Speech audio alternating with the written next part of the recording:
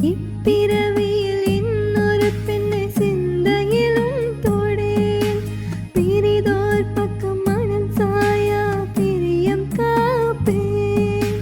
செல்ல கொலுசின் சினங்கள் அறிந்து சேவை செய்வேன்.